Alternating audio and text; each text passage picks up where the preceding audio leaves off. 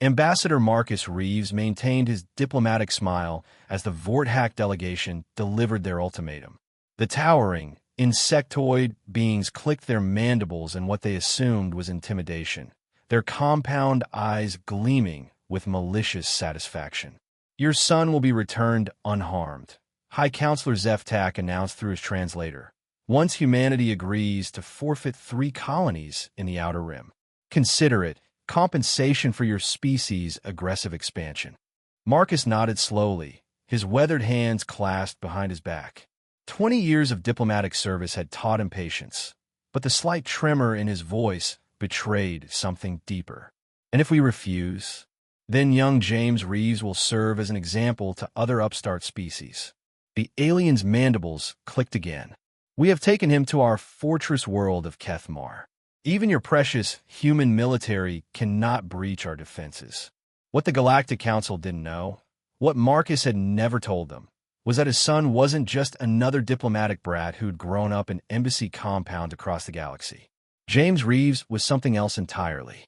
On Kethmar, James sat quietly in his crystalline cell, studying the guard rotations through seemingly casual glances. The Vorthack had been thorough in their searches, confiscating his diplomatic credentials and formal wear. They'd missed the small items that looked like cufflinks, a tie clip, and what appeared to be a simple wristwatch. James smiled to himself. The aliens had captured Ambassador Reeves' son, but they'd failed to recognize Lieutenant Colonel James Ghost Reeves, retired from the most classified military unit humanity had ever created. The cufflinks contained microcharges. The tie clip housed a monofilament wire. The watch wasn't keeping time. It was counting biosignatures and mapping the facility's layout through microvibrations. As night fell on Kethmar, James began his work. The first guard never saw him coming. James had learned long ago that the most effective weapon wasn't always the deadliest. Sometimes it was simply being where your enemy couldn't imagine you'd be. The monofilament wire made no sound as it found its mark. The second guard discovered his partner too late. James had already adapted to the station's artificial gravity, moving through shadows that shouldn't have been able to hide a human form. By the time the fortress's alert systems activated, 12 more guards had fallen to the ghost who walked among them. The Vorthack's advanced sensors couldn't track what they didn't understand. A human who had learned to fight not just aliens, but the galaxy's worst nightmares and conflicts so classified they didn't officially exist. James moved through the fortress like a force of nature. Each fallen enemy revealed new intelligence, guard positions, weapon caches, communication arrays. The microcharges from his cufflinks took out critical systems with surgical precision, plunging sections of the massive structure into darkness. The Vorthack had prepared for human military tactics, direct assaults, overwhelming firepower, technological superiority. They hadn't prepared for something that fought like a predator from humanity's ancestral nightmares, using their own fortress against them. When High Counselor Zeftak received the first casualty reports, he dismissed them. 20 guards couldn't have fallen to a single captured diplomat son. The number had to be wrong. When the count reached 50, panic set in.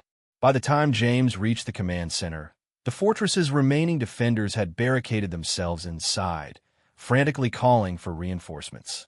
Through the sealed blast doors, they could hear him working, methodical, patient, unstoppable. The final microcharge detonated precisely where James had placed it 8 hours earlier, when he'd first been brought through the facility. The blast doors, designed to withstand orbital bombardment, crumpled inward like paper. James stepped through the smoking wreckage, still wearing his torn diplomatic suit. His hands were steady as he activated the communication array. "Dad," his voice was calm, professional. "Sorry I'm late for dinner. Had to take out the trash first." Ambassador Reeves' response carried across the galaxy, heard by every species monitoring the diplomatic channels. "How many, son?" 47 guards, 12 officers, 2 commanders, and 1 very surprised High Counselor. James paused, looking at the data streaming across his watch.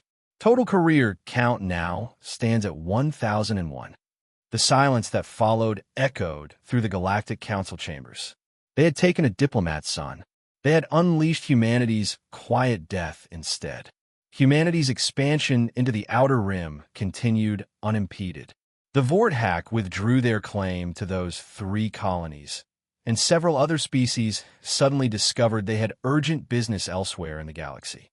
After all, if the humans' diplomats' children were this dangerous, what were their actual soldiers like? Marcus Reeves smiled as he composed his next diplomatic correspondence. Some lessons, he reflected, were best taught through demonstration.